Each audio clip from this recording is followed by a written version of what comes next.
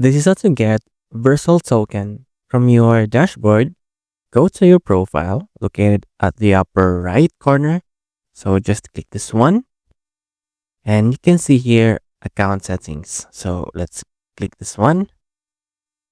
Then on the left hand menu, go to tokens. Then we will create a token. For instance, first token. You can select a scope. Then select an expiration date. Let's say no expiration. And just click create.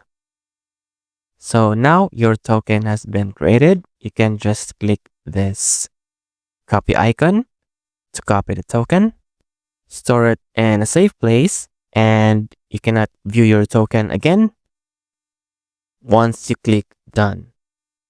So this is how to get a Vercel token.